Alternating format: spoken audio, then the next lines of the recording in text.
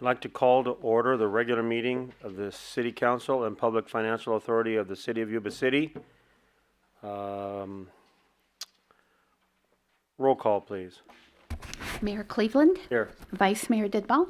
Here. Councilmember Buckland. Here. Councilmember Cardoza. Here. Councilmember Harris. Here. Okay, we will be having the invocation by the head priest of the Tierra Buena Temple, followed by the Pledge of Allegiance by myself. Thank you. Let's all stand, please. Actually, yeah, once you get him there. Okay, he can go up there then. Go up to the podium.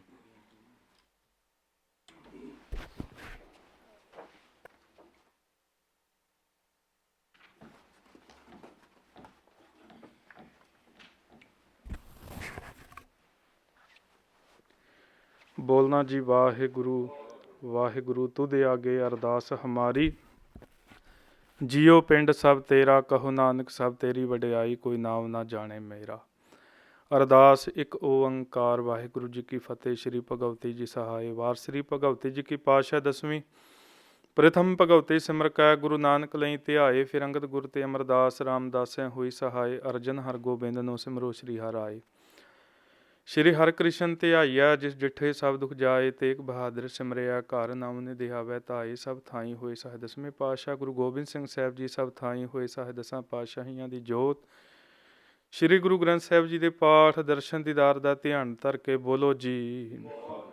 ਪੰਜਾਂ ਪਿਆਰਿਆਂ ਚੋਂ ਸਾਹਿਬਜ਼ਾਦਿਆਂ 40 ਮੁਕਤਿਆਂ ਹੱਠੀਆਂ ਜਪੀਆਂ ਤਪੀਆਂ ਜਿਨ੍ਹਾਂ ਨਾਮ ਜਪਿਆ ਵਣ ਕੇ ਛਕਿਆ ਦੇਗ ਚਲਾਈ ਤੇਗ ਵਾਹੀ ਦੇਖ ਕੇ ਅਨੇ ਡਿਠ ਕੀਤਾ ਤਿਨਾਂ ਪਿਆਰਿਆਂ ਸਚਿਆਰਿਆਂ ਦੀ ਕਮਾਈ ਦਾ ਧਿਆਨ ਧਰ ਕੇ ਖਾਲਸਾ ਜੀ ਬੋਲੋ ਜੀ।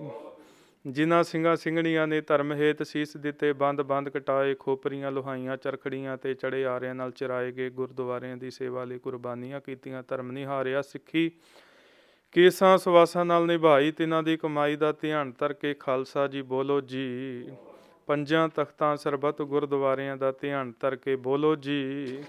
ਪ੍ਰਥਮੇ ਸਰਬੱਤ ਖਾਲਸਾ ਜੀ ਕੀ ਅਰਦਾਸ ਹੈ ਜੀ ਸਰਬੱਤ ਖਾਲਸਾ ਜੀ ਕੋ ਵਾਹਿਗੁਰੂ ਵਾਹਿਗੁਰੂ ਵਾਹਿਗੁਰੂ ਨਾਮ ਚਿਤ ਆਵੈ ਚਿਤ ਆਮਨ ਕਾ ਸਦਕਾ ਸਰਬ ਸੁਖ ਹੋਏ ਜਹਾਂ ਜਹਾਂ ਖਾਲਸਾ ਜੀ ਸਾਹਿਬ ਤਹਾਂ ਤਹਾਂ ਰਛਿਆ ਰਿਆਇਤ ਦੇਗ ਤੇਗ ਫਤਿਹ ਬਿਰਦ ਕੀ ਪੈਜ ਪੰਥ ਕੀ ਜੀਤ ਸ੍ਰੀ ਸਾਹਿਬ ਜੀ ਸਹਾਏ ਖਾਲਸਾ ਜੀ ਕੇ ਬੋਲ ਬਾਲੇ ਬੋਲੋ ਜੀ।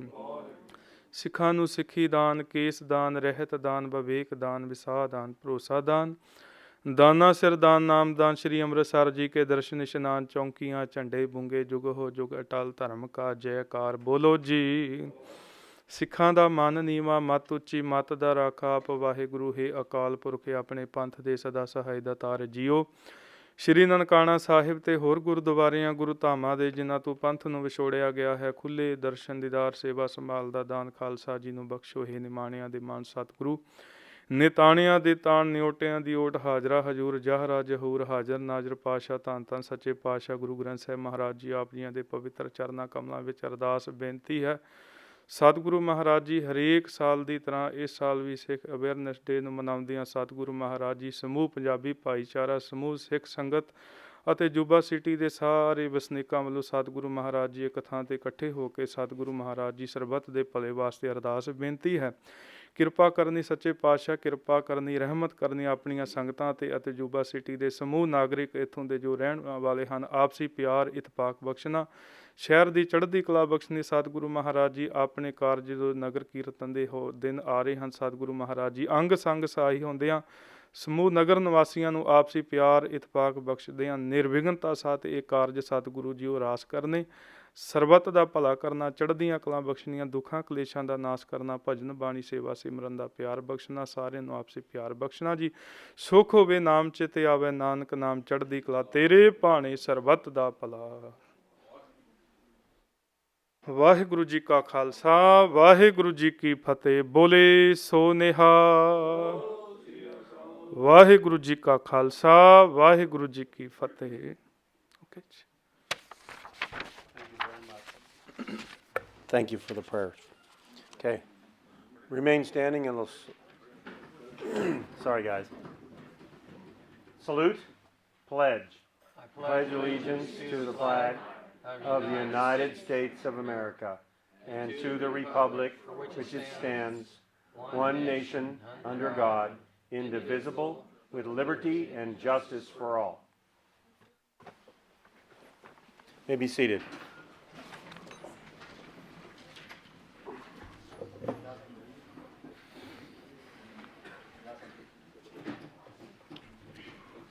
Okay, you may. Yes, you may go if you wish. Thank you.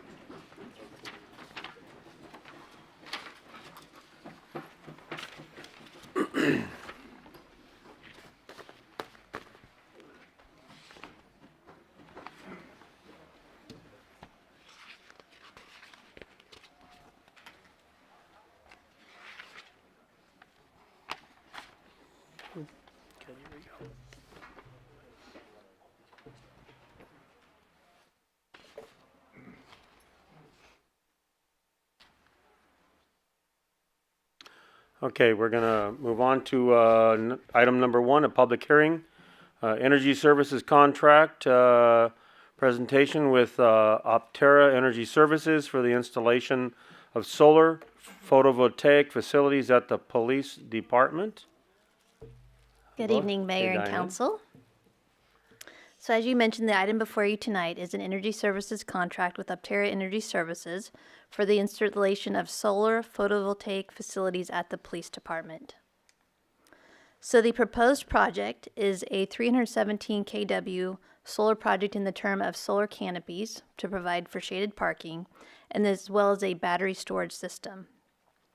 As you can see up here on the exhibit, so in blue are the proposed solar canopies. This is the proposed police department parking lot expansion that was approved through the current budget, the current capital improvement program. The warranty on the battery storage system and solar system inverters will be 20 years, and the warranty on the solar panels will be 25 years. The environmental benefit of the project is equivalent to removing 69 vehicles off the road on an annual basis. So the work will be coordinated with the police department parking lot expansion project so that the contractors are coordinating and working together, and the project will take approximately 10 months to complete. The estimated construction cost is $1,652,857, with the estimated net savings over $1 million. It's funded through clean renewable energy bonds, in which the finance director, Robin Bertagna, will be presenting to you the proposed financing at a later agenda item tonight. So the recommendation for council tonight is to conduct a public hearing, adopt a resolution authorizing the city manager to execute the energy services contract, and adopt a resolution declaring the intent to be reimbursed for certain capital expenditures from the proceeds of indebtedness. With that, I'd be happy to answer any questions. Are there any questions currently from council members? Seeing none, I'd like to open the public hearing for the energy services contract with Optera Energy. Is now open. Any members of the public like to address the council on this item? For or against? Seeing none? Oh, no. Is that on this item? No.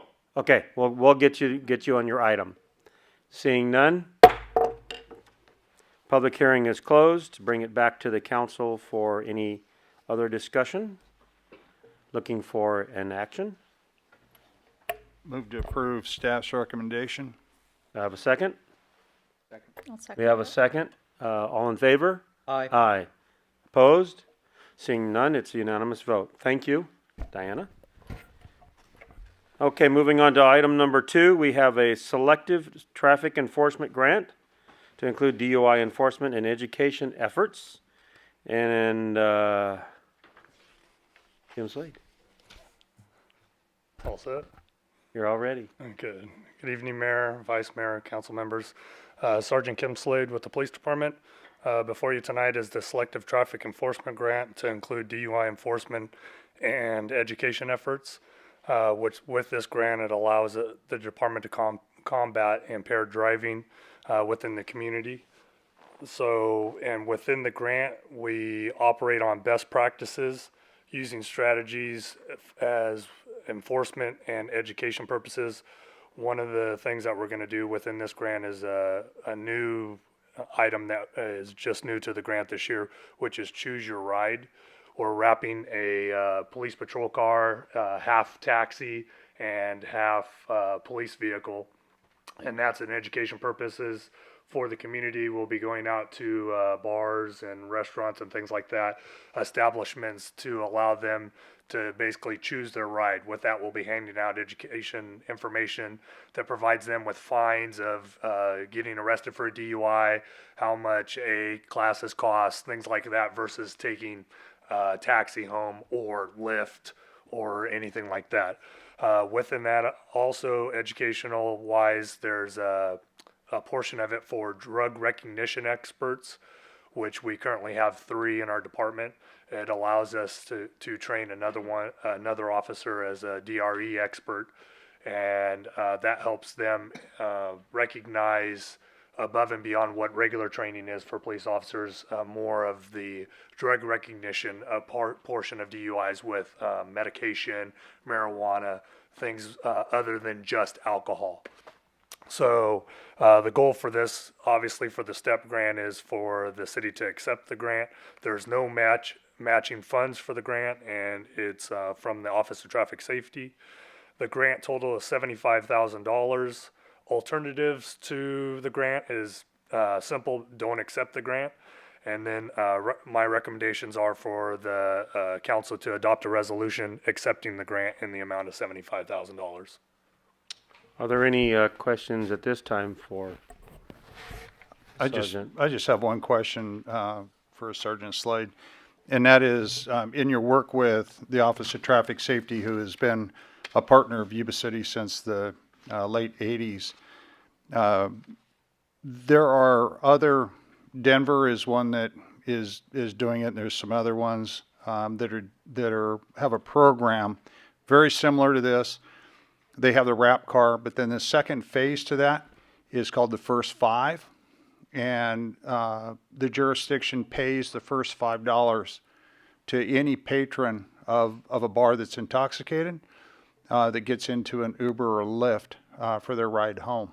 And there's not a huge cost to that, but the individuals are made very aware that is available to them, and the Uber drivers are compensated for that first $5 towards it. So that's something that you may have discussions in the future with OTS on, to be able to see if we can put that into a second phase, and it might be beneficial to us. Absolutely. Seeing that we've just had 2 recent fatalities in the community related to DUIs. So. Yes, there have. Any other comments from council members? Seeing none, I'd like to open the public hearing for selective traffic enforcement grant. Anybody else would like to make comment for or against? Seeing none from the public, close the public hearing, bring it back to the council, and I'm looking for action. Move staff's recommendation to accept the OTS grant. I'll second that. Got a motion and a second. All in favor? Aye. Opposed? Unanimous approval. Thank you. Thank you. Thank you for your presentation. I was wondering if you were going to have a fancy little PowerPoint up there, but I guess not. You can bring the goggles next time. Okay, moving on. Okay, opening of the bids, Enterprise Network Equipment. Brian Hansen. Good evening, Mayor Cleveland, members of council. My name is Brian Hansen. I'm the senior IT analyst for the city. And today I'm bringing you formal bid FB 1809 for enterprise network equipment. In this purchase, it's included is 2 modular switches, 8 managed distribution switches, 3 wireless access points, and the associated management software for that. So some quick background. The existing equipment was purchased in 2009, 2010. And just recently, the manufacturer, Cisco, has placed them on an end of life. So basically, they're no longer covered under support. The equipment being replaced is our core router switch at the police department. This is more or less the heart of the network for the city. All traffic that travels throughout the city goes through this switch. So it's very important. The distribution switches are located at various facilities throughout the city. Those switches provide access for computers, printers, phones, and access points. So formal bid 1809, we put this public on September 8th, and the bids were opened on October 2nd. We solicited from 8 vendors who we've previously done work with, and we advertised on our city website and in the local newspaper. And a total of 12 bids were received. The bids ranged from a low of $124,323 to a high of $219,726. The low bid was from Big Green IT out of Rockland, California. Funding for this purchase was included in fiscal year 17-18 capital acquisitions budget that the council has previously approved, and it's available in the Technology Replacement Fund. This is just a slide showing the bid results. It's also included in your staff report. You can see the range of bids we received. So you may be asking yourself, what is an enterprise switch? Most people don't really know what that is. This is an enterprise switch. This is a modular chassis switch. This is the HPE Aruba 5412 ZL2, real fancy name. Basically, it has 12 modular ports on the chassis that can support different operations. So top has 2 management controllers, basically the brain of the switch. The next 2 ports there, or the 2 blades, are the server connections. They're the fastest. And the rest are the distribution switches. Those are the ones that connect the PCs, the phones, the printers. And with that, staff recommendation. Staff recommends to award the purchase of enterprise network equipment to Big Green IT of Rockland, California in the amount of $124,323.04 with a 5% contingency, with the finding that it's in the best interest of the city. And with that, I'll answer any questions you may have. Please. Through the mayor, could you go back to the prior slide? I am so Where's the pleased spaghetti sauce? that you brought a picture just for our clarification as to how everything works. This is all foreign language to us, okay? But being the expert, I would trust that you know where all those wires are going to and coming from. Every single one. Okay. This is actually here at City Hall too, so this is an existing switch we own, and we'll be purchasing more throughout the city. So this is why when I call you, you're busy a lot of the times? That's correct. Okay. Any other questions, comments? I do have, based upon the spread of the bids, has Big Green provided services and equipment to other organizations such as ours, and their record on that? I would like the public to hear their history. We've actually worked with them quite a bit. We have several active projects with them at this time, and we have several that we've done in the past. They've also worked with some in local jurisdictions like Sutter County as well on some projects. The nice thing with Big Green IT is that they are, because they're from Rockland, they're as local as we get from an IT standpoint. Right. So they tend to be on site when we have problems. They give us the best customer service. They have the best pre-sales and post-sales support. So we really get a lot of benefit from them that we don't get from companies that are farther away, basically. Correct. And through the mayor, just so, and just one of the other projects that they were involved in, and it may have been their startup point, was the courthouse down in Placer County. Mm-hmm. And I think they were a sub to that, and then that's where they took off from. But it's an amazing organization that has come together and providing the services that we need. So Definitely. Thank you. Now the community knows that we do shop as local as we can get. Yes. So I appreciate the making the community aware. With that, looking for action. Move to approve staff's recommendation. Got a motion and I'll second that. a second. All in favor? Aye. Aye. Opposed? Seeing none, it's unanimous. Thank you. Thank you for a great presentation there. Public communication. You are welcome and encouraged to participate in this meeting. Public comment is taken on items listed on the agenda when they are called. Public comment on items may Items not listed on the agenda will be heard at this time. Comments on controversial items that may be limited to large groups are encouraged to select representatives to express their opinions of the group. Did we have any written requests? I don't see any. We do have an appearance of a interested citizen, number 5, and Sid Doherty. And we have the microphone coming to you. Thank you. And this is ADA access at Lynn Care Facility on Klamath Lane, Yuba City. Good evening, council members. Are you able to hear me? Yes. You're probably aware the 30th of June, Sierra Healthcare closed their doors. 200 oxygen patients, no place to go. There's other establishments in Yuba City where they can go and where I went. I presently am going to Lynn Care on Klamath Avenue. That is a destruction zone. I have photographs and everything. It's no ADA acceptable. It's a tragic building in a cul-de-sac of light industrial complexes. If it wasn't anybody with oxygen concentrators, wheelchairs, they can't even get in the place. Opria Oxygen is around the corner. They have a ramp. It's a little better set up, but they can get into their building and somebody can get into them. Around the corner is another oxygen provider there. This front door, he's got 2 or 3 handicap access right there. So they are available. I have photographs of this establishment over here that doing. Lynn Care has tried everything in their power to try to get handicap or get a ramp built up, and I brought pictures in for you to look at.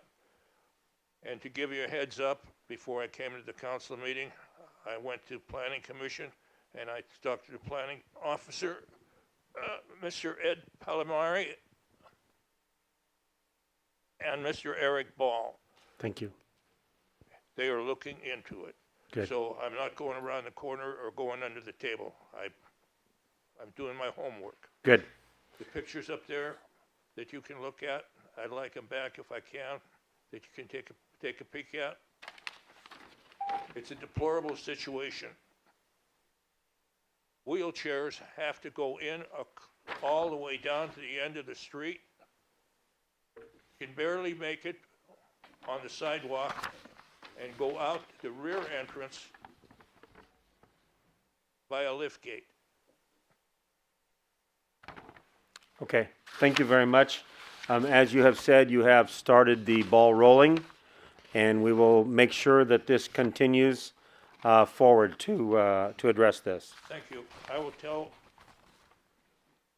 the manager of Lynn Care, her name is Donna Vargas, very capable manager, very capable company, one of the biggest in the world.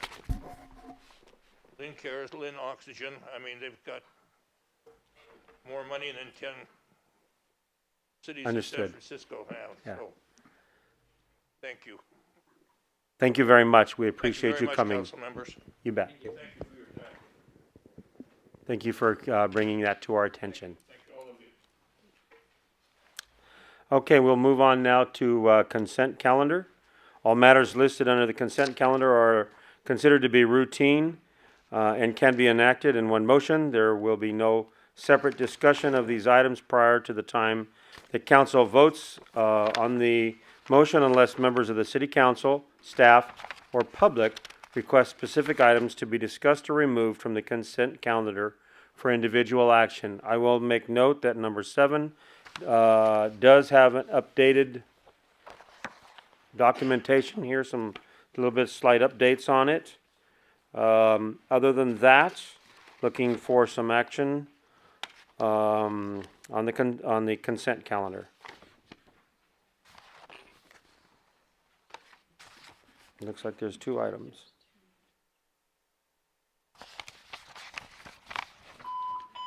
One. There's 1 actually. Well, excuse me, I went to 7 on accident. That wasn't part of it. That's a general item.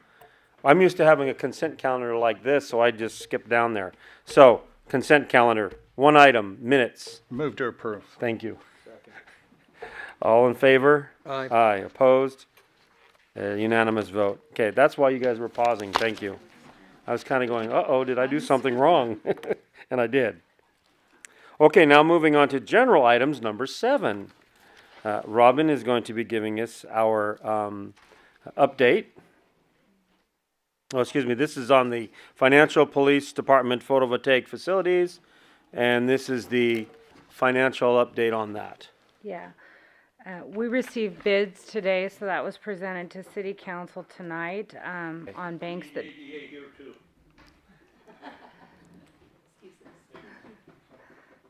like we already got it.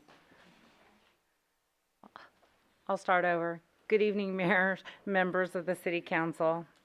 The production of electricity from solar panels continues to be profitable. The city is entering into a contract with Optera Energy Services to design, engineer, and install a solar facility at the city's police station. The resolutions attached to the staff report would approve the issuance of a debt obligation to fund this project. The city submitted a successful application for a clean, renewable energy bond allocation in August 2017 for $1,652,857. The CREB, as they're known, is a low-cost tax credit bond that will allow the city to finance the project. The project is projected by Optera Energy Services to save the city's general fund in excess of $1.3 million over its 30-year useful life. Actual energy cost savings will be a function of actual energy costs and the annual CREB effective interest rate, which is determined at the time of the bond sale. CREBs are taxable municipal bonds that carry a higher nominal interest rate than the equivalent tax-exempt bonds. This is the second time, I believe, that we've brought to you the CREBs financing mechanism. But we should receive a reimbursement from the Internal Revenue Service after each payment, representing a portion of the interest paid. The subsidy payment from the IRS will vary, but is anticipated to be between 60 and 70% of the semi-annual interest payment that we have to pay on the CREBs. And when I say it should be, it's conditioned upon the Congress appropriating funds as part of the federal budget process. But if for some reason Congress does not approve the appropriation of those funds, the city will include language in the bond agreement that gives us the ability to call the bonds or prepay them with either reserves or to refinance them with some other mechanism. As I mentioned, we received updates today from banks that bid on this financing. The city is looking at a taxable rate of 4.72%. And with the IRS anticipated interest rate subsidy, the actual net interest rate is estimated to be about 2.64%. Staff recommends authorizing the issuance of CREBs to finance the project by adopting the attached resolutions and approving the attached installment sale agreement and assignment agreement. Please also note that there are 2 resolutions, the first for the Yuba City Public Financing Authority and the second for the City of Yuba City. With that, I'll answer any questions. Thank you for their presentation. I'm just making sure that I have noted here the 2 separate resolutions. Okay. Any questions from council members? I do have one, and I know this is something that was discussed in our meeting and stuff together. A lot of the time, projects of this kind end up having, in the first few years, some negative impacts. In other words, you have to pay out a little bit to, in the future, have a true savings and then a net savings of a significant amount. I know you were trying to make this pencil every year, or at least get as close to zero at first. How successful? How did this come out? Since we were successful in that endeavor. We've been looking at this project for a little while now. And initially, yes, you're correct. It did not pencil positive in the early years, the first 10 to 20 years, in fact. And we were looking at an outlay of about $5,000. But then when I was going through and reviewing the city's final trial balances, getting ready for the city's audit, one of the funds that we had on hand was for energy efficiency improvements. So staff got together and discussed what better use of this project or of these funds than to put towards this particular project for solar facilities at the police department. That's the exact intent which those funds were accumulated for in the past. And we've done so many energy efficiency improvements throughout the city that we're running out of projects to do, at least given the current technology. So this is a perfect use of those funds. There's $104,000 there that we plan to put towards this particular project, which then with that infusion of cash reserves that the city has on hand, specifically to be used only for this purpose, it makes the project cash flow positive from the very beginning, starting out at $3,900 and going up from there, with it starting at year 21, producing $61,000 of positive cash flow and moving on up from there to a total in the last year of $156,000. So saving a total of $1.36 million over 30 years. That's the projected savings. My fam club found another million. That's just one of my things. Fam means found another million. And she continues to work towards that, which is fantastic. Thank you very much for doing that. And if there's no other questions or comments, looking for action on A, B, C, D. Got to flip the page and make sure. Yes, and D. Move for approval of items or recommendations A, B, C, and D. Do I have a second? I have a motion and a second. All in favor? Aye. Opposed? Seeing none, unanimous vote. Get that out there so they can start building, getting our other parts of the projects done for the police. Moving on.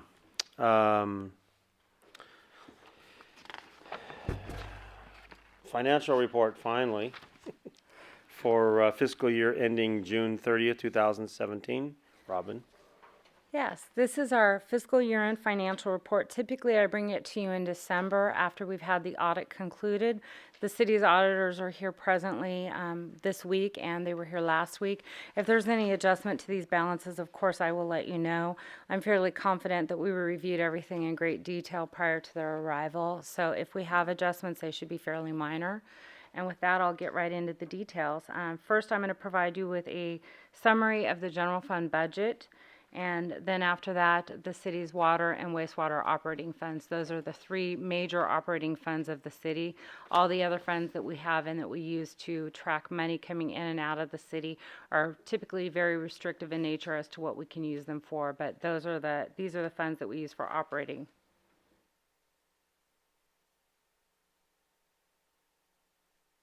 This is a summary of the general fund budget versus actual in millions of dollars at the highest level, including the beginning fund balance as of July 1st, 2016, the revenues, total expenditures, and fund balance remaining at the end of the fiscal year. The original fiscal year budget for expenditures was $40 million. To that, we added a total of $1.9 million in supplemental appropriations, which included $948,000 for grant funds, prior year purchase order encumbrance commitments of $462,000, strike team overtime of $230,000, fire FLSA back pay $121,000, a transfer of CIP funds for park mulch from the CIP budget to the operating budget, $94,000, and other items of just under $48,000. This brought the total final budgeted expenditures to $41,955,000.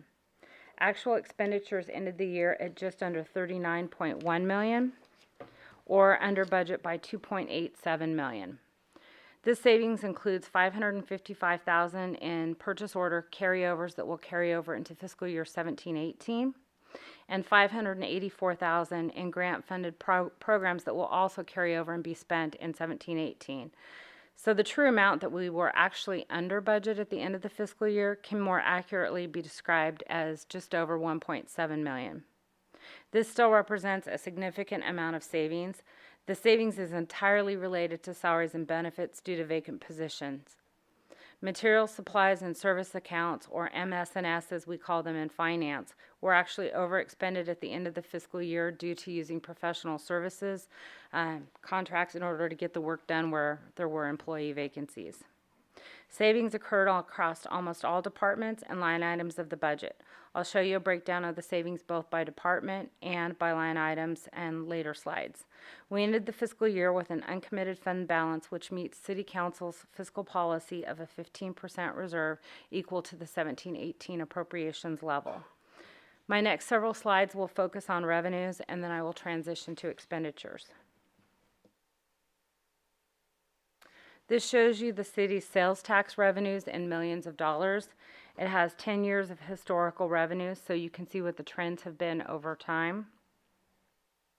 The city's gross sales tax from fiscal year 07-08 through fiscal year 16-17. It shows you that revenues declined significantly during the recession, but began recovering in fiscal year 10-11. And in 15-16, it appears to be inflated. It is because we received $824,000 of one-time money due to the state's elimination of the triple flip. So that it appears here that it went down. It didn't actually go down. If you took that out, we would see an increase. This shows you the quarterly sales tax results on a cash basis. And I do want to note that the fiscal year 16-17 amount here, this is correct at 3.3%. Is that a little brighter, Terrell? Yeah, it shows that. Thank you. This bottom one I had in my staff report a typo. It said 3.0. I'm probably the only one that noticed that, but it should be 3.3, which also threw off the average for the 4 quarters. It is actually 1.65%, which is still well below the 3.5% that we budgeted for. But the financial report, I said 1.575, and when I noticed that that was wrong in the financial report, I updated it.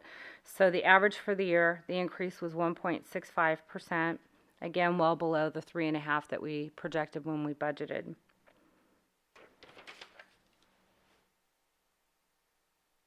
This compares the quarterly results on both a cash basis and an adjusted basis. The cash basis is the money that actually appears in our bank account every month. The Board of Equalization does a wire transfer into the city's bank account for what they show as advance payments for 2 months, and then they do a cleanup payment for the third month of the quarter. The adjusted is important as well, though, because that's eventually any irregularities if somebody missed a payment or if they have an overpayment. The cash will eventually the audited balance will eventually catch up with the cash and will be adjusted and will either receive more or have less coming in. So I always like to show everybody both amounts. This shows you the city's property tax revenues. Our revenues peaked in fiscal year 07-08 and continued downward at a steady decline until fiscal year 12-13, at which time they slowly began to increase, with the largest increase occurring in fiscal year 16-17. You can also see that we are almost back to where we once were.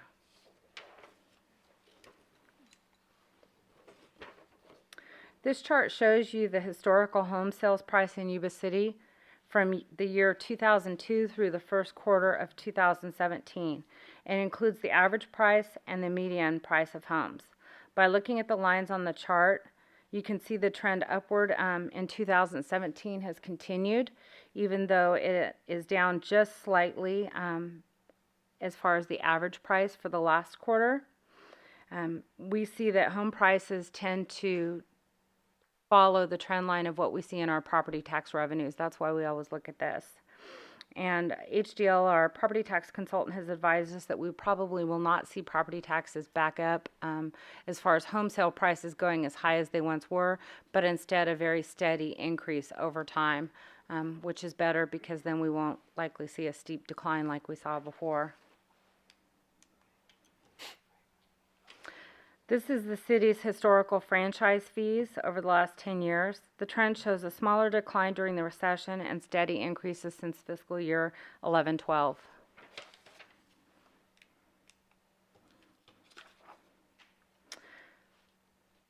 Recreation program revenues shows they peaked in fiscal year 08-09 when the GAP facility opened, then declined during the recession, and have recovered with small increases in the past 2 fiscal years.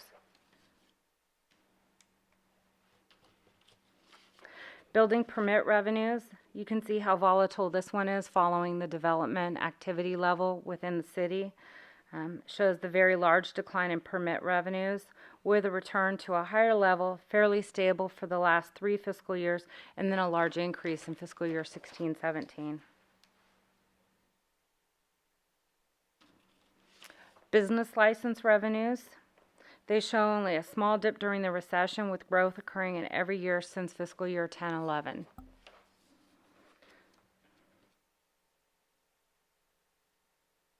Hotel motel surcharge revenues.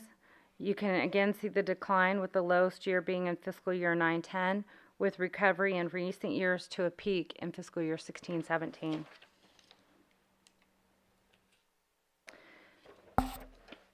And the last individual revenue is the CSAG revenues, which show a decline from 06-07 through fiscal year 11-12, and then increasing through fiscal year 16-17. This is a slide of the city's total general fund revenues for each fiscal year. The previous peak was in fiscal year 07-08 at $37.2 million. With declines until fiscal year 10-11, where they essentially remained flat for 3 years. We saw an increase of just over $1 million in fiscal year 13-14, an increase of $2.2 million in 14-15, an increase of $1.69 million in 15-16, and $1.65 million in 16-17, with 16-17 reaching a peak of all time for City of Yuba City at $40.705 million. Next, I will transition to discussing general fund expenses.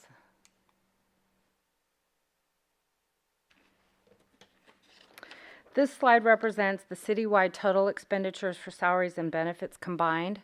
Previously, salaries and benefits were the highest in 08-09, then declined due to the furlough programs.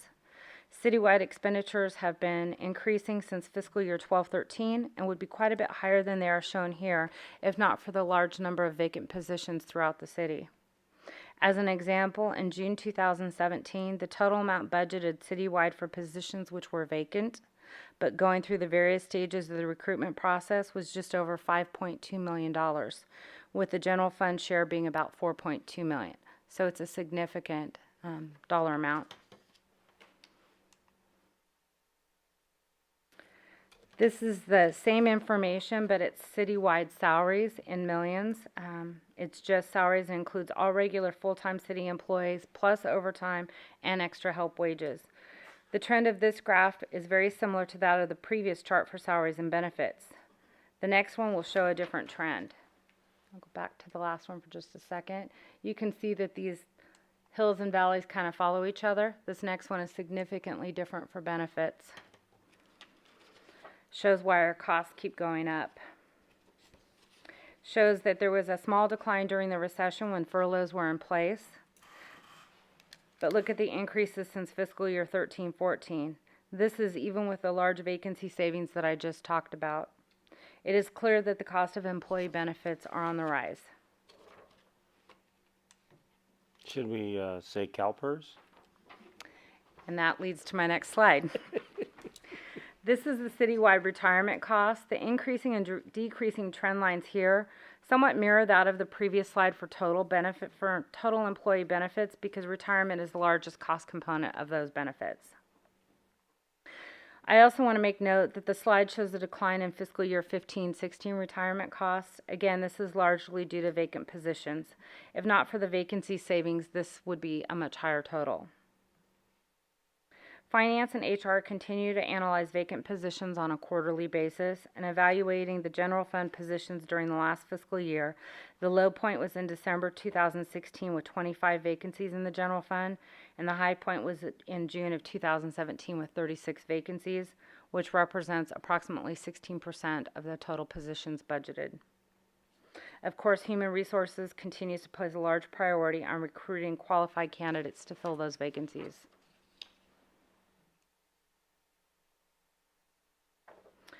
Total general fund expenditures as a percentage of what was budgeted. So if you look at salaries and benefits, the gold represents the percentage of the actual portion of the budget spent. And for this fiscal year end, it equaled 92.4% of the amounts budgeted. I always compare this to previous fiscal years going backwards, just to get an idea of how it compares to prior years. In fiscal year 15-16, we spent 94% of the amounts budgeted, so we're less this year at 92.4. The year prior was 93.8. Before that was 95.7, and before that 97.8. For a 10-year average, it was 97.5 at one point in time, and we've seen significant declines in the increases in the savings and declines in the percentage of salaries and benefits spent over time. And again, it's due to the vacancies that we see. They're one-time in nature. We cannot reprogram them on an ongoing basis because they aren't expected to reoccur once the vacant positions are filled. The savings generated from vacant positions this year equaled about $2.38 million in unspent appropriations. This amount compared to the prior year, it was $1.84 in the previous year, so a little bit more this year.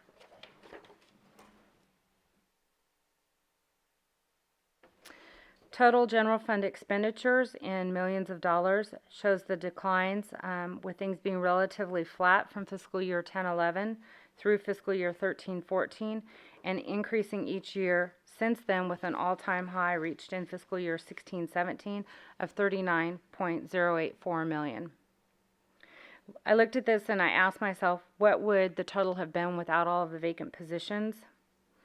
Which in March of 2017, the vacancies added had a cost of just over $4 million, which if you add that in, it would put us at about $43 million, which we would then have a deficit again. So the vacancies have really helped us because our revenues have not kept up with the total cost, if you will. This is the amount saved on a budgeted basis, on a department-by-department basis. So almost every general fund department returned a portion of their budget as unspent, with the exception of the city attorney budget. But I want to point out that that's not due to city attorney charges. Looking at the separation there and how we budget for things, it was due to our personnel attorneys, which are separate from our city attorney, Tim Hayes. We've had a lot of activity going on with personnel attorneys this year, which caused this to be overexpended. And that was the only departmental unit that was over budget at the end of the year. And we added money into the 17-18 budget to materials, supplies, and services because we have held the line for almost 10 years with only special requests getting added into materials, supplies, and services. So I don't expect it to be a problem for fiscal year 17-18.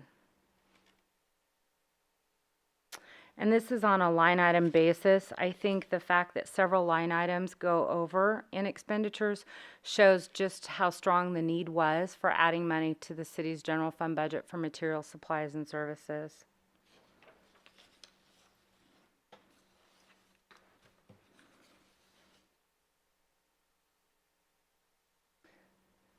That's the second page of the underexpended or overexpended amounts for materials, supplies, and services.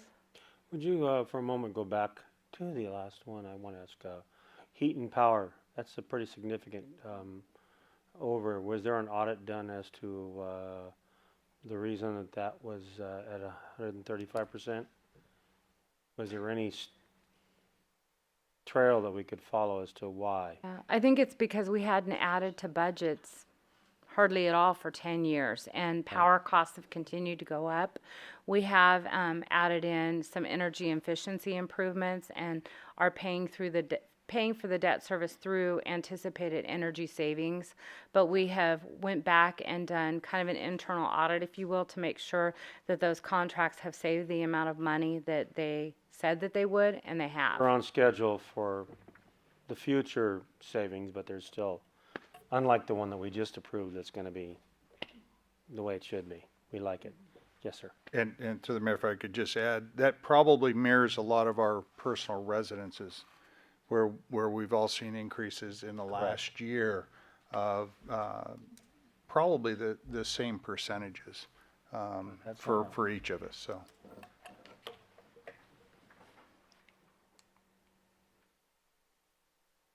Overall, it shows we spent 93.2% of our total budget. I know this is a really busy slide, but I like to show council side by side the revenues and the expenditures over a 10-year period. In this particular slide, revenues are in blue, expenditures are in yellow, and you can see which years we were deficit spending and where we've been the last several years. In fiscal year 13-14, the surplus, if you will, at the end of the fiscal year where revenues exceeded expenditures was $645,000. That increased to $1.81 million in fiscal year 14-15, $1.75 million in 15-16, and was $1.62 million in 16-17. With that, I'll move on to water and wastewater funds. This is a summary of the city's water utility at the highest level on a budget versus actual basis. Operating revenues came in almost 6.3% less than budgeted, or $772,300. Water sales were $846,600 less than budgeted, combined with two other operating revenues that exceeded budget expectations. Billing penalties were $11,300 higher, and investment income was $51,700 higher than what we projected. Capital connection fee revenues were $76,300 higher, and capital-related investment income was $41,800 higher than what we budgeted. Operating expenditures ended the year $1.2 million, or about 13.6% under budget. The savings occurred in many categories, including $452,000 in salaries and benefits, $70,000 in heat and power, $124,000 in professional services, $184,000 in chemicals, and just under $60,000 in water purchases.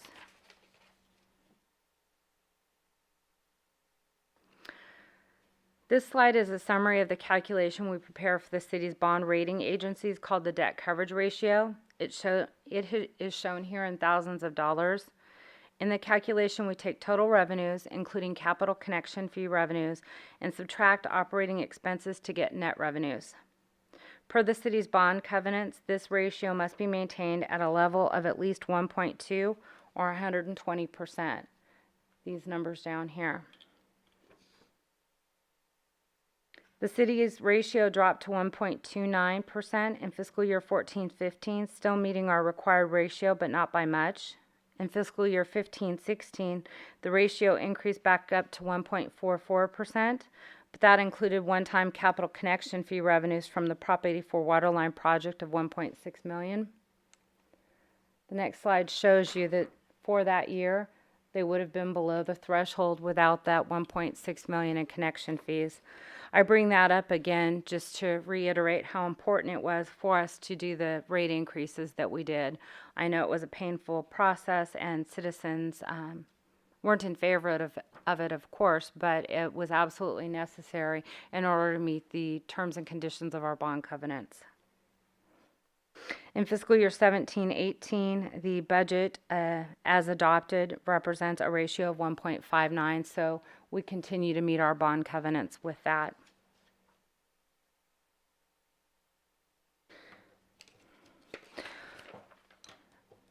I wanted to show council where this stands with our water connection fee fund.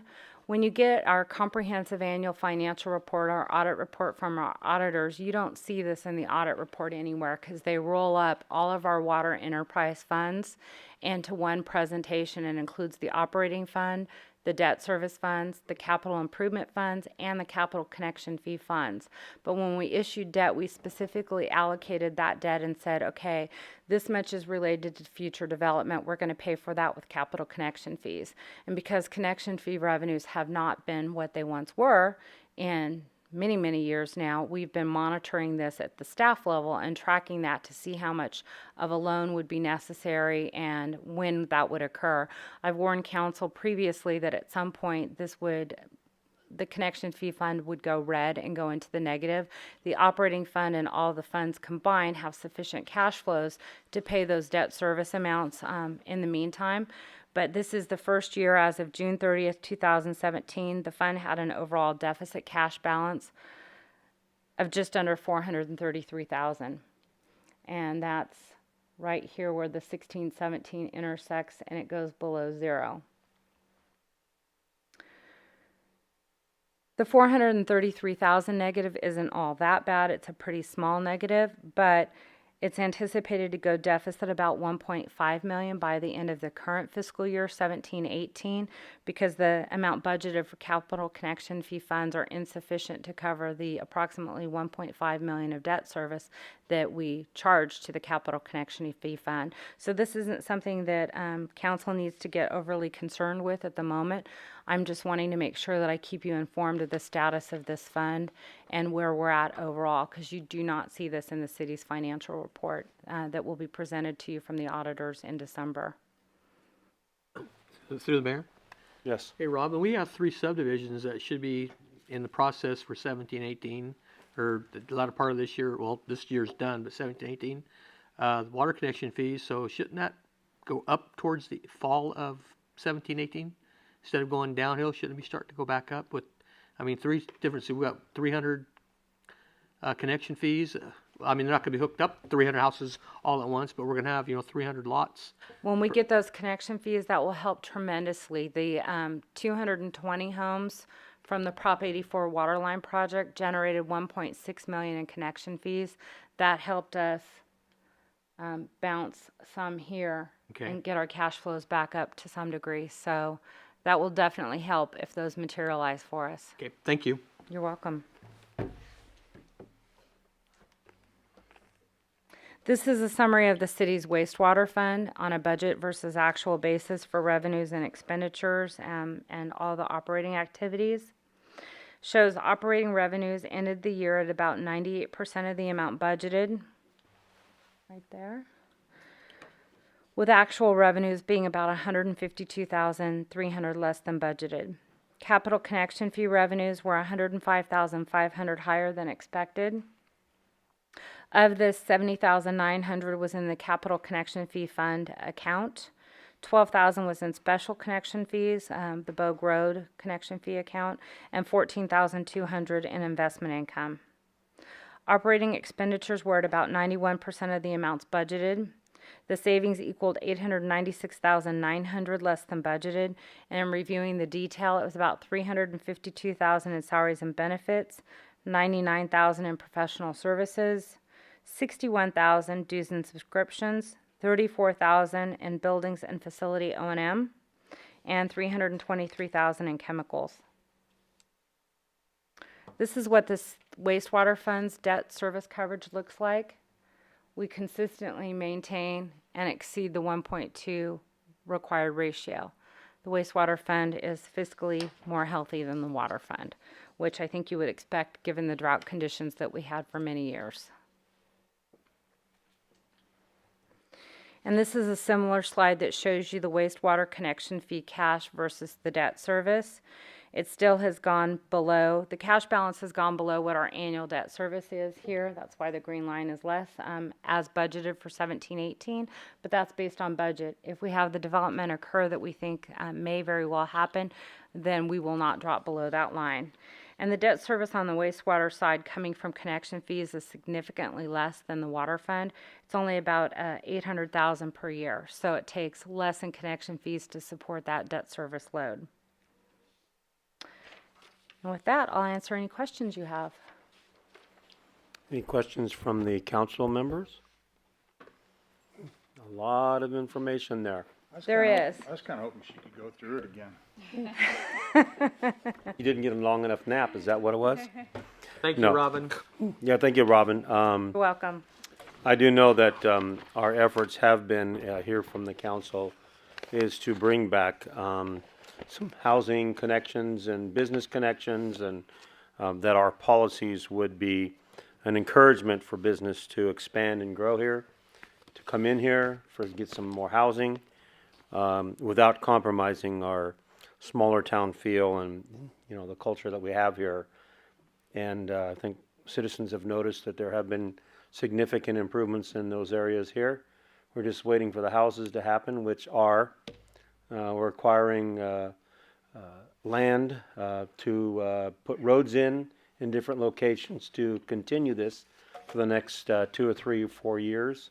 So if we can continue to do that and are successful, some of those graphs will no longer be this way. They'll be trending a little bit more upwards. And so we're planning on continuing that posture and attitude of our policies. So it's been good to see this report. Thank you. You're welcome. Okay, moving on.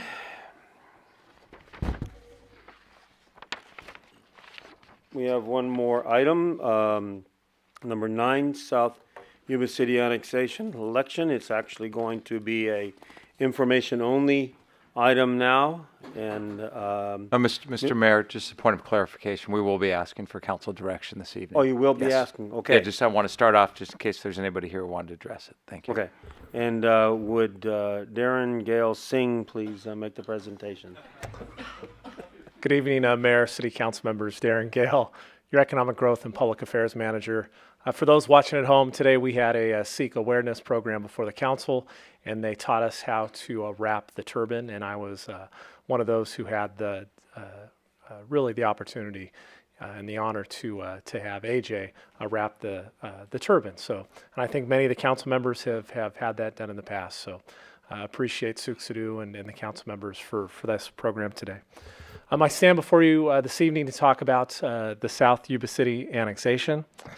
The South Yuba City annexation includes approximately just under 1,400 developed parcels, which covers approximately 625 acres. The area is commonly known as South Yuba City. There are other names that people use out there, but these people are residents basically from Lincoln Road along Highway 99 south to Bogue Road, and both on the east and the west side of Highway 99.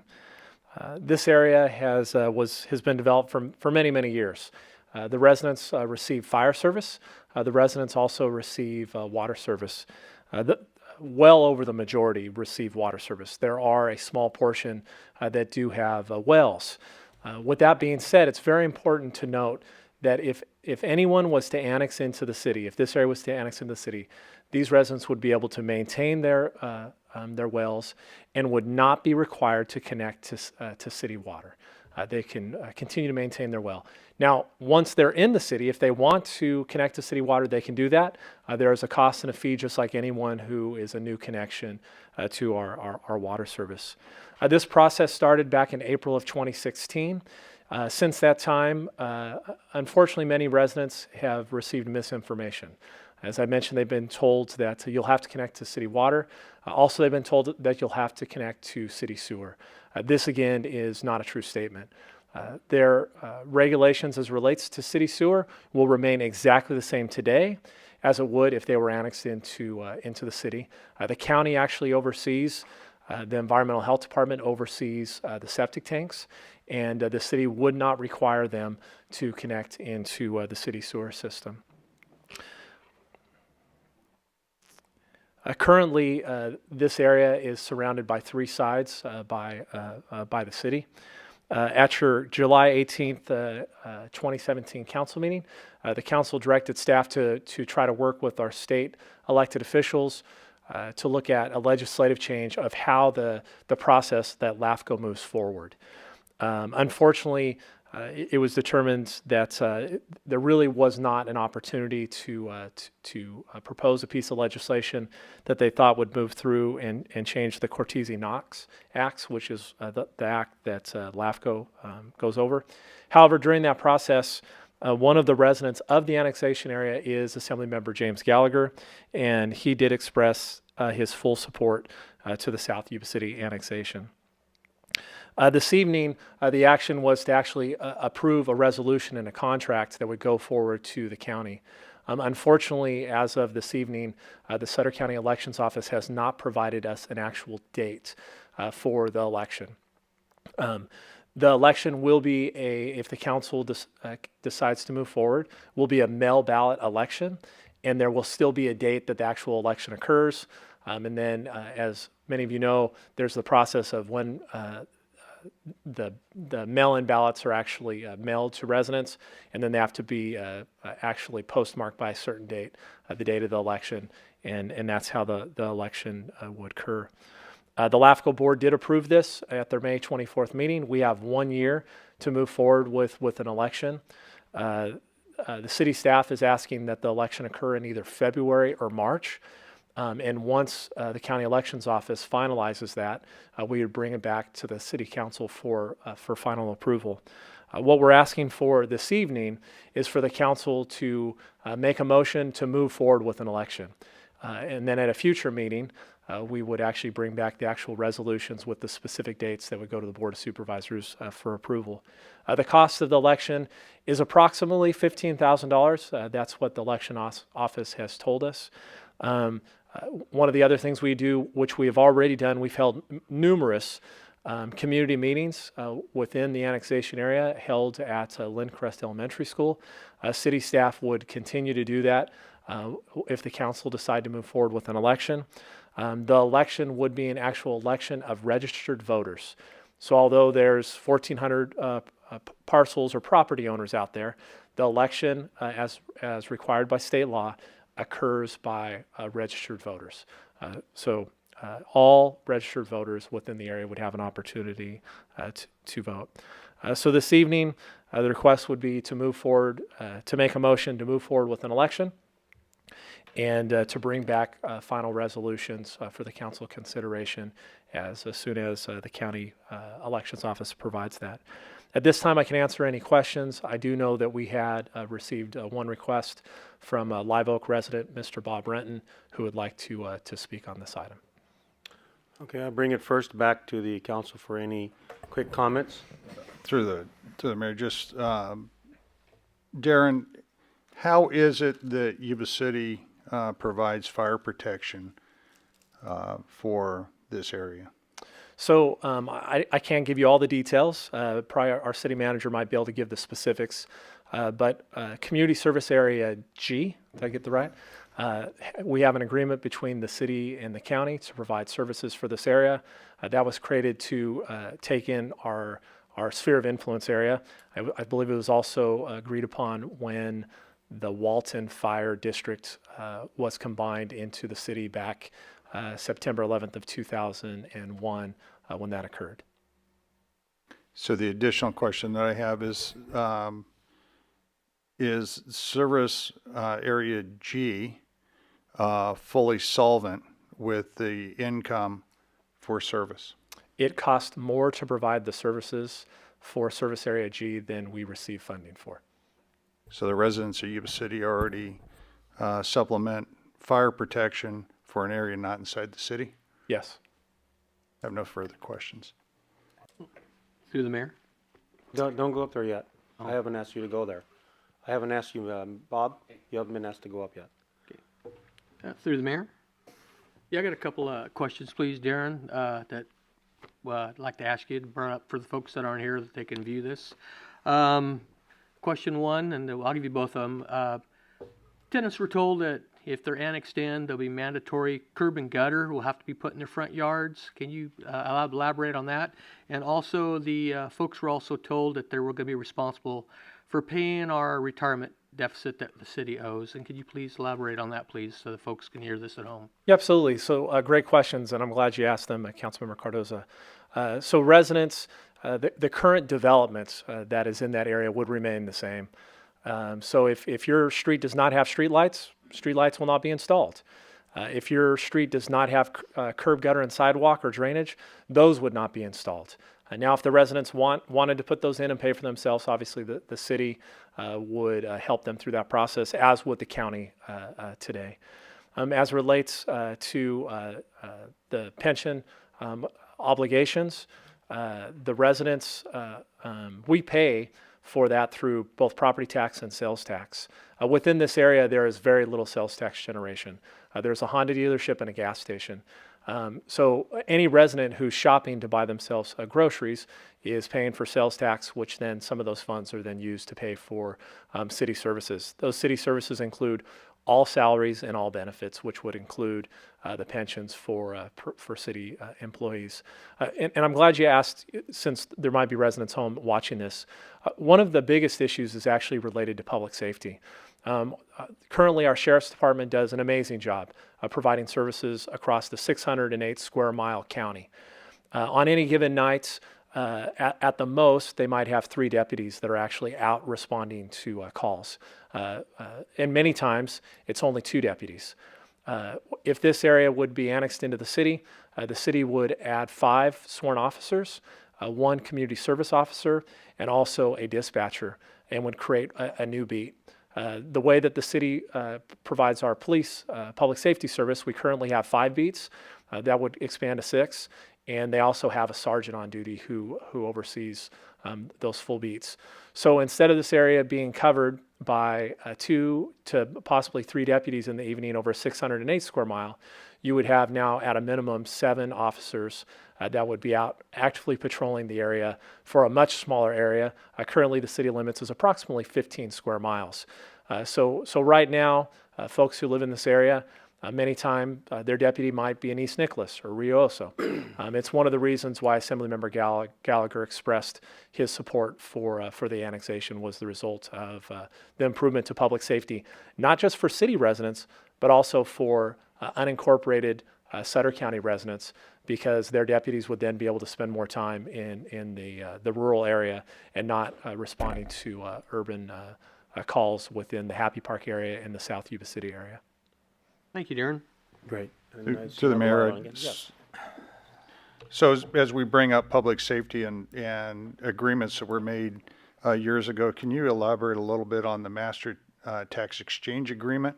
Because that's a critical part of how this is built and funds forward, both for Sutter County and for Yuba City. So Sutter County and the city of Yuba City have an agreement called our master tax exchange agreement. I'll call it our tax agreement. And as the city, as the county and the city made a determination of development is going to occur within the sphere of influences of the cities, being the city of Yuba City and the city of Live Oak. And that the development that occurred within the county would then be annexed into the city if the residents so approved. As that process kind of expanded, there were certain triggers in the tax sharing agreement.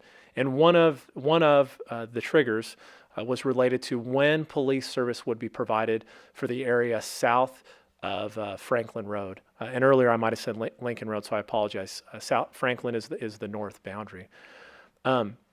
When 82% of existing properties within the sphere of influence are annexed into the city, then the city would trigger the agreement, which then we would start providing for public safety. And one of the things I've heard is, well, you can just change the agreement.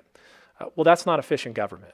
The reason being that we have the agreement the way we do for the county to continue providing services to current city residents that live south of Franklin down to Bogue, and for the South Yuba City area, was efficient government. Number one, for the county to try to provide services to this unincorporated area that's surrounded by 3 sides of the city is very difficult and is inefficient for them. At the same time, for the city, it wouldn't be efficient for the city to provide services to the South Walton area when it annexed and not cover the South Yuba City area. So it's not as simple as changing the agreement. Could that occur? Absolutely. Would it be inefficient use of government and public funds? Absolutely. It would be, we would not, both the county and the city would not be providing a better benefit to our residents by trying to provide services in that manner. Anybody else? Okay, we do have Mr. Bob Renton, written request, a Live Oak resident, like to speak. Good evening to all of the audience and the council. My name is Bob Renton on Luther Road near Live Oak and also Hun Road near Yuba City. To prevent another accusation of lying to the council and the audience, I would like to add that I maintain our family home of 62 years on Hun Road in Yuba City. and I spend at least one day a week there, and sometimes overnight. Now, going on to important points here, if Yuba City was serious about providing police coverage to the Walton area, they could have done that easily about 18 months ago, and by simply meeting with the county and changing that master tax agreement. Now, it's been done once before.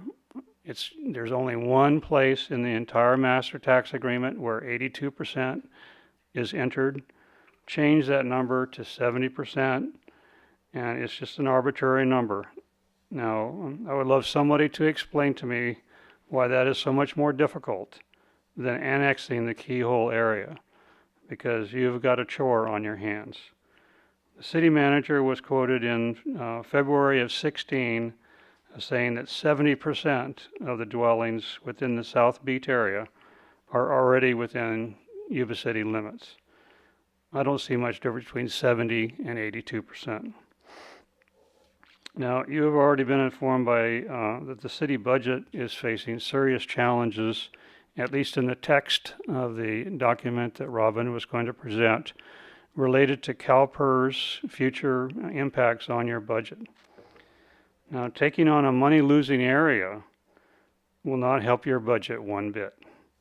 Your city manager informed you that this annexation will trigger a net cost of $300,000 annually, carrying cost of total, and a $1.1 million startup cost.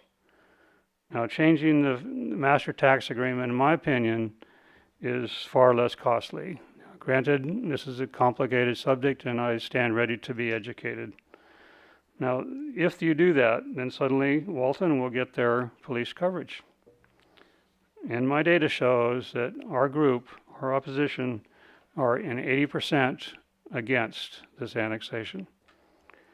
Now, as a side note, I have reviewed the LAFCO files extensively, even the Walton annexation, and I've yet to see a single letter requesting police service. Mr. Gale has stated that the Walton residents have been asking for police service. I asked Mr. Gale if he had any letters to support that. He said he does not. Now, back to the delay. The city has delayed this vote until legislators could be consulted about voting changes to the LAFCO law. And it was made clear to me that Assemblyman Gallagher was not interested in legislative attempts to change LAFCO law. And I wish to remind the council that there is already a method in LAFCO law for landowners to vote, even if they are not residents of that area. Now, Yuba City staff, senior staff, has long been aware of that method. Finally, I note that Mr. Buckland attended the May 24th LAFCO meeting as a commissioner and voted no to the authorization of the vote. Pardon me if I'm incorrect, but I have a printed document that indicates that. I found that baffling that Mr. Buckland would vote no to authorizing the vote. So I'm confused. This was a LAFCO resolution to send this annexation forward to a popular vote of the residents of the area. And Mr. Buckland is recorded in the LAFCO minutes to have voted no. So in conclusion, I would like to ask Mr. Buckland I would like to invite Mr. Buckland to offer his reasons to the audience after so much Yuba City energy has been expended to bring this to a vote. Thank you for your time.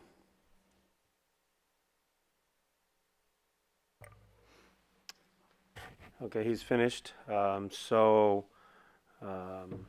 It is not necessary for us to respond, but if anyone desires to. Through the mayor. Yes. I'll be happy to respond. Mr. Renton is quite correct that I was the only dissenting vote regarding that. I do want to go back and address a couple things, and then I'll get to the vote and why I voted that way, and it'll probably make some sense to Mr. Renton once I do that.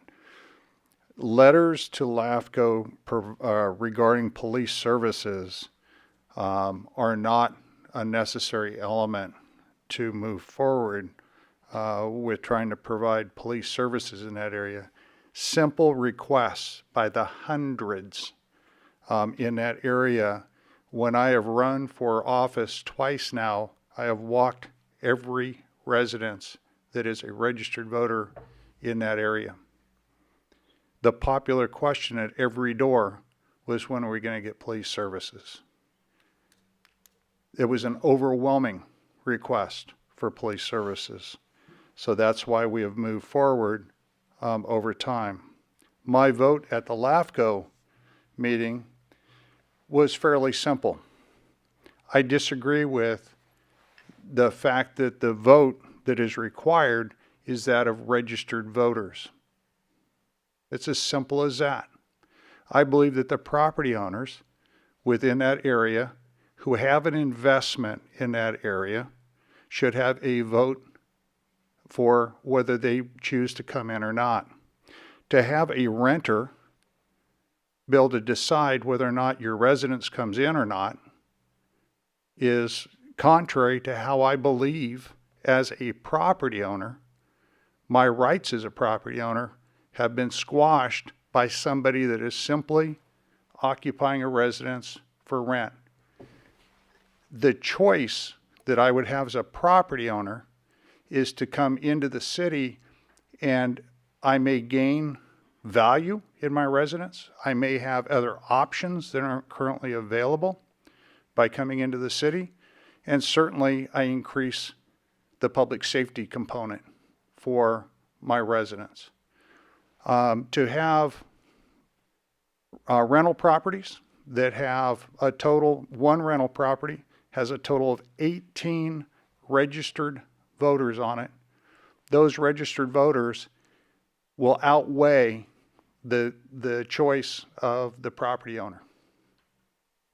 The property owner has no vote because he doesn't live there, and the 18 that are registered on that property can all vote. That, to me, is a disproportionate vote, and that's why I directly spoke with Assemblyman Gallagher. I've also spoke with Assembly members from Southern California to be able to look at what the possibilities were. Travis Allen was the other one that I spoke to. Southern California, Travis Allen tends to agree with me. The Northern California delegation doesn't. So that's the direction we went. I wanted to be able to have an option open, and that is for the public to understand that the reason I dissented on and went away from the group was to leave the options open. I wanted to be on record to be able to say, I don't agree with the process. I don't agree with the process of the type of vote. I will probably never be convinced that that's the way to vote. So I hope that answers it. Yes, thank you. Any other questions or comments from council members? Now let's bring it back to the recommended vote.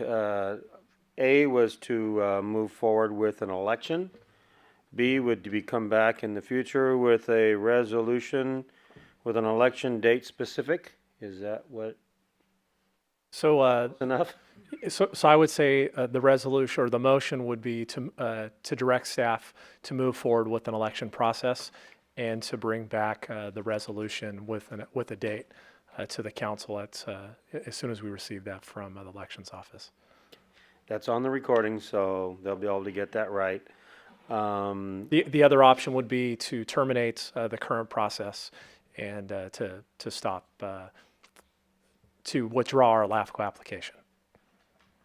Okay, is there, and that's the alternative. So any discussion on either direction before we move for action? Okay, with that, I'm looking for some action. Well, through the mayor, Yes. I'll do staff's recommendation A to move forward. Okay. Do I have a second? Is that the whole thing? Well, what he the said. what is already the recommended. Resolution and There's so on two and so things forth. he recommended. Right. And I would, if that's your, Yes, A. then I would second that. Okay, got a motion and a second. All in favor? Aye. Aye. Opposed? Opposed. One opposed, so it's 4-1. It passes. And that's probably based upon the same principle you had Same, before. Yep. same principle as what I discussed. And I'm about, I'm almost balanced on that one also. Same agreement with that. Okay, moving forward, business from City Council, it would be Councilmember Buckland. Thank you, Mayor. A couple weeks ago, I attended the SACOG. It was a Board of Directors meeting, but it was a workshop. It was a 2-day ordeal held down in Sacramento. All but, I believe, 2 of our directors from SACOG showed. We had many staff there. Went through our 2018 work plan, and part of that work plan was discussion of SB1 funding, but also what else can be done in our communities as we move forward, and we're looking at things like disruptive technologies and that sort of item with transportation. In that very same discussion, we look at how can we better manage our transportation systems to include our bus systems. So we will be looking in 2018 at different alternatives to move forward with maybe some cost-saving plans related to our transportation systems. Shortly after that, the Cascade Fire on Sunday night, early Monday morning, broke out, and absolutely disruptive to our community, but our community stepped forward. One of the things that, in losing one of our former residents here in Yuba City, he's moved up. He had a very large piece of property up there, but one of our attorneys here in town, Stan Coolidge, lost his life in that fire almost immediately. But also, it impacted 4 of our Yuba City families who lost homes in that fire. I'm very proud of this community. I'm proud of the community response, the citizens that responded almost immediately to helping neighbor get out of harm's way. The cause of the fires, still, there's speculation. There's all kinds of rumors out there. Don't look at social media. It's very apparent that the winds were the precipitating factor, and that fire just unleashed a hellish condition for everyone up there. But the citizens that stepped forward, and just the stories and the response that they were committed to within the first few minutes of the initiation of these fires in that area was unbelievable. To the response of our firemen, who mobilized and quickly started getting assets on scene, but then were quickly told by Cal OES and other sources, you have no other resources available. That's a tough one initially. They did manage to get some air attack on it, but the fire department, all the firemen that responded into that complex fire as it built, or the wind complex as it built and joined, just did an amazing job to save property, lives, and livestock. The response, again, from police, from the sheriff's department, just the look. A couple dash cam videos and from our area is unbelievable. The cell phone videos of the fire was unbelievable. All of the organizations that stepped forward, PG&E, all of the groups that supply product to PG&E, all were open 24 hours a day, starting to put together all the resources for them. the volunteers, the businesses that have stepped forward. I am so proud of this community and everything that this community has done to move forward, and the resilience of those that have lost their houses. It's something they'll never forget, but yet we still need to continue to move forward each day and also support, I think, each and every one of those that supported those citizens and certainly that community up in Loma Rica. That's all I have. Thank you for those words of thanks and encouragement to the community. Okay, moving on to Councilmember Cardoza. All righty. We'll start off with some meetings. I attended the Regional Housing Authority meeting, the Homeless Consortium meeting, Sutter Beach Flood Control Agency meeting with Councilman Buckland and Mayor Cleveland. For chamber events, we had 3 ribbon cuttings the last couple of weeks. Yuba Sutter La Tip, the Affleck's new district office here in Yuba City, and the East Center Head Start with the mayor also attending that with me, and an ambassadors meeting. For community and city events, I attended Yuba City. We had our 2017 Health Benefits Fair here at the water treatment plant here a few days ago. It was a fun event. Got to meet the whole gang and had some fun. Attended the Candlelight Vigil with council hosted by the mayor on the Las Vegas victims at the town center. The annual Race for Awareness Pink Ribbon Run. Had my local corner doing traffic control I've been doing for the last 6 years. And I wanted to put a shout out for our own Darren Gale's daughter, Sydney. She's 10 years old.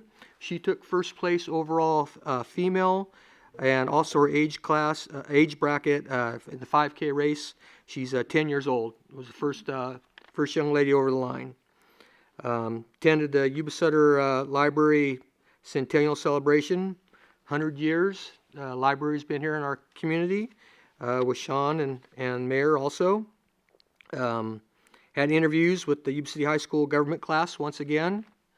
Attended the Celebration of Souls hosted by the Yuba Sutter Arts and the Fall Festival at Yuba City Mall. And then I want to kind of piggyback what John said. I've been lucky enough being retired that I've been down at the fairgrounds for the last 8 days helping out with assisting the American Red Cross at the shelter, Salvation Army, and the Yuba Sutter and Yuba County Health Services, and representing the council. The mayor made it by, helped serve some lunches, and then Sean was there as captain commander, so we were all there doing our help for the community. And last but not least, I just really want to, I want to thank our community for all the donations that they contributed to this. I mean, the community went up and beyond with food, water, clothes for all ages, bedding, towels, personal supplies. And I want to thank all the restaurants in our community. There's too many to name, because if I forget some, I don't want to feel left out. But all the restaurants that 3 meals a day, and the restaurants cooked meals for us. So everybody ate good. Started off with a little over 300 people at the fairgrounds. And as of today, we're down to 20. And hopefully we're going to find a place for them in the next few days, a place for them to stay where they can get back together, because they have nothing right at the moment. Starbucks for all the coffee and the brick. And I just want to thank them all. That, made life a whole lot easier and nicer there at the fairgrounds for all those folks. And my many thoughts and prayers go out for all those affected by this devastating fires. Thank you. Absolutely. Thank you for the encouragement also. Councilmember Harris. Yeah, it's meetings for my assigned boards and commissions were either not held or canceled in the last 2 weeks. But it's a good thing. I've been pretty busy and unique, primarily because of our fire situation. Starting about 12:30 Monday morning, we go up there, and I think someone in the paper recently says it's basically they're witnessing hell. And I tell you what, it's exactly what it was to our command post up there. At one point, I was on the phone with Sacramento, and I was watching 4 houses burn down at the same time while I'm talking on the phone. And to see and understand where people would want to get home and check on their property and their animals and their family, but we just can't let them in because of the potential of them being a victim as well. we're lucky we only lost as many people as we did. Every one is a tragedy, but to have the unique perspective based on my role, at least the role I have for another 2 months, to not only hear about, but to look inside the vehicles where we have a human being laying there, and to see the look in people's eyes when they come up to a checkpoint and they understand that they just lost everything is a very humanistic and very humbling experience. You feel lucky. I could 10 times echo what Councilman Cardoza and Buckland just said, is the pride that you feel deep in your heart for our community. The list is on and on and on. You look in the paper and that only touches the surface. It's amazing. It makes me even more proud to be a part of everything and all of you. We did our job. We controlled traffic. We did everything to do. We worked with the Sheriff's Department, who were phenomenal. CAL FIRE, PG&E was extremely impressive up there, doing the best they possibly can. Sometimes with things still burning, with flames still visible right next to where they're working, they're trying to do and move on.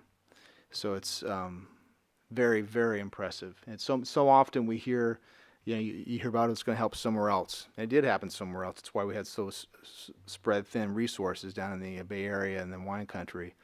But this time it happened here. Tragically, bad. Loma Rica won't look the same for a long time. So the help and the coming together as a community is not over when the flames are out. It's in many ways it's just beginning, and it's my intention and to be a part of that as much as I possibly can. So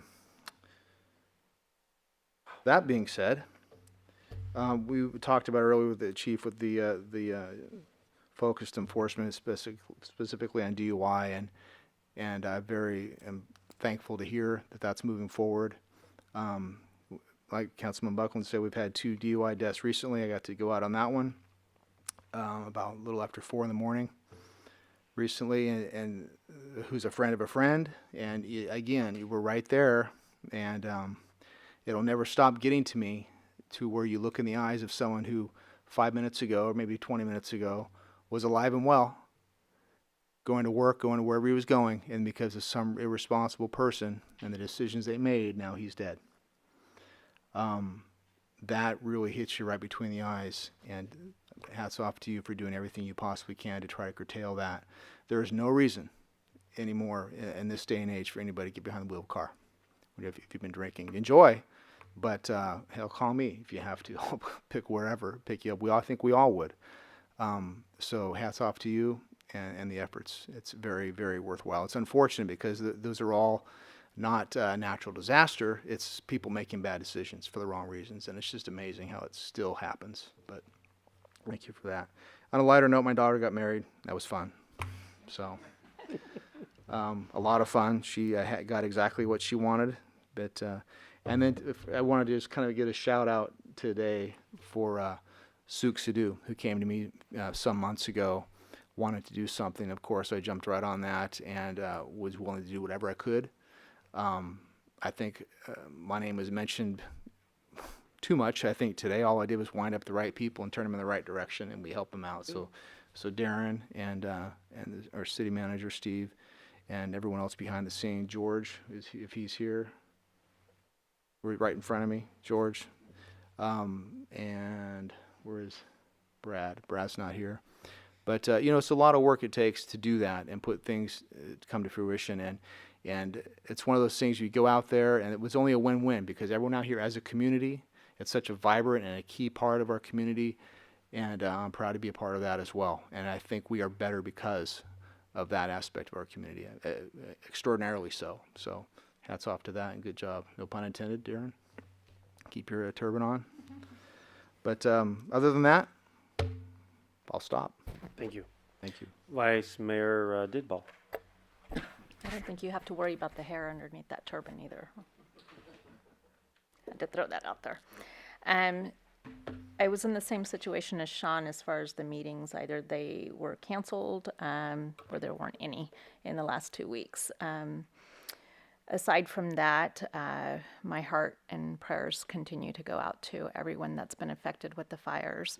I woke up that morning and woke up to hearing about the fires first thing in the morning. I called, so behind the scenes, I called Red Cross, the executive Amanda Ree, and asked her about the evacuation center, where it's going to be, who can we contact, what can we do. So behind the scenes, I wasn't in town, I actually was in the Bay Area. So, but I wanted to at least reach out and see what we can do. So I made some contacts behind the scenes to see what we can do with food and supplies that needed to be there. So I started making a bunch of phone calls as I was sitting in the hotel. But my heart and prayer goes out to everyone. I remember coming back from the Bay Area and just a small entity of what I was feeling just from the vents, the smoke through Fairfield and Vacaville area. And I couldn't even fathom how people were feeling in the midst of those fires. A dear friend of mine lost his in-laws, both of them. And so it's been devastating because you're trying to console people who are very close to you. So, and I know there's many out there who have lost family members. And my prayers are out with you. And we will continue to do what we can. Reach out to us, reach out to me. I will do whatever I can to assist. So, with that being said, I needed to get away, and my daughter had a game. So I actually did an overnight trip, and I think I drove more than I stayed in Oregon after that, just to take a breather, literally, from the smoke from here, but also just to see her with the devastation that was going on. It was kind of needed to embrace that for a little bit. So I actually drove more than I actually stayed there, watched a game and turned around and came back. So and now back in the midst of it. So please reach out if you need anything. We're here for you. And again, accolades to everyone. Our community, time after time, steps up. And I couldn't be more proud to be in this community. Just love it. And we do it together. Yep. That's what we do. So. That being said. Thank you. Of course, busy week, busy last 10 days with all that's going on. But I will say that we had a good thing happen from the governor vetoing 649, the intrusion on taxpayers' broadband, where they could put any little company could come in and put whatever they wanted on poles and stuff like that. And we had limited ability to recover funding, or even we couldn't even say no. That did occur. It was the vigil was 649 crosses the line. It's Big Dave up out of Dunsmuir. Wow, what a character! He's fun. He's an instigator, I can tell you that. But anyway, we did the heavy lobbying for that, and they'll come back with something. We know the industry will. But we're going to hold them to the line and make sure that it is correctly put together, rather than what they had this time was horrible. Yes, I did volunteer as much as I could at the fairgrounds, helping out. I was able to serve food twice. They caught me from the backside on a couple of pictures and stuff like that, which is fine. Then also had friends that were actually there. Sat with them, chatted with them. They have a animal recovery place that they have. They have a bunch of horses that they house. Some of them are very ancient in age, and they had to evacuate them and go all over the place with horses and animals of all kinds and dogs. And so visited with them, listened to the concerns of some of the people, their needs immediately, and then was able to coordinate with people and say, I have this, I have that. And able to just, in every day, try to get them directed where they would be best utilized. As far as in the Santa Rosa fire, that actually hits a little closer to home. My cousin and uncle actually lived there. They were evacuated. The house next door and the house across the street, all around them, burned down. Theirs did not. It's just like a miracle for that. I have been in contact with Santa Rosa Mayor Chris Corsi over the day today, trying to get direction of where to send items that are being presented. The people want to get it directly to the need there, and if the need is overwhelmed, they say, well, let us know what is needed. We'll go get that and bring that.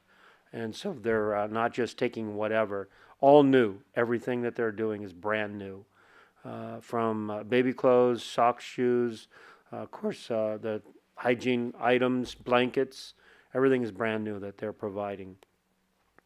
A lot of hard work. I did go to the Sutter Butte Flood Control Agency meeting. Some very good updates. Our levee project is so close. Now we're going to go into operations and maintenance and get that put together and see how the state of California manipulates and forces us to operate on that. It's not usually very easy to work that out. I did go to the East Center Head Start ribbon cutting. That was very enjoyable. Got to visit with some people that I used to be on committees and boards with when I was at the county, and now they're part of that, and find out what's going on in the community on that area. Candlelight Vigil. There were about 120 to 130 people there instead of the 30 that the paper did say. Handed out a total of 94 candles, so I know there were at least 94. And then there were others that had brought their own. Channel 40 was there. They did a little thing on their the nightly news, and it's still somewhere in their archives. We had some very close connections with our community there, Wheatland and locally, and then I found out somebody else, but I at the moment can't remember. Relatively close to here. 100-year celebration for the library, awesome. Just to see the history of our library and what it has done.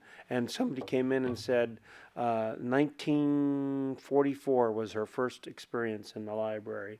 In a different location, but in the library. And boy, a spunky lady too. Friends of the library, which I have been in the member of the past. Fully supporting our library. They're looking for the future looks very good with what they're planning to do with new technology and books, having e-books and different things available there. One of the things is we need to, I think as a community, find out from the people that are still displaced, finding housing for them, talk with people about that, finding furniture and vehicles. Those are probably the primary things right now that they're going to be needing, furnishings of all kinds and things in homes for a while, because they're going to be displaced for quite a while. Some of them will be able to get by with large motorhomes and stuff like that, but not very many can handle that because that's the foothills and stuff. So we need to look at that. On the DOI, they don't allow me on juries because of if it's a DOI. I've had too many friends that were no longer here. Close friend, and then 3 generations of ladies on the 99 one time that they were very close friends before the 99 was improved. Had an update of the spillway, DWR, the spillway at Oroville, talking about keeping on their schedule. I did ask them the most difficult question and they couldn't answer. And that was, are you guys going to be meeting the November 1st date? And they were very evasive on their response. But they do say they're on schedule, and I figured they already gave themselves some buffer zone, and they can allow themselves to go longer because they're the ones that make those decisions anyway, or part of it. But it will be ready for the minimum amount of, or the maximum amount of 100,000 CFS. It will be ready for when the water gets up higher. One reason is they're going to be keeping the water much lower, not going to allow it to get very high, just in case there is a very large event. That just came out today, and I was reading it this afternoon or something on a spillway press release. I didn't get to finish it up because I had such a busy day on reading that. Let's see. Was it the food bank for Empty Bowls fundraiser? their first annual there. Went and got a bowl, and they had 6 different soups there to try and some breads as a fundraiser. And oh, those soups were good. They were awesome. Yeah, Darren, you should have gone because those soups were great. He's a soup lover. Other than that, I would like to close in memory of a previous mayor who has passed.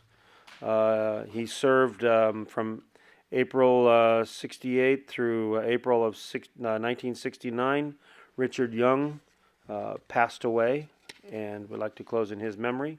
It's also, I think, the father of Christy Easterbrook. So there's nothing else. Meeting adjourned.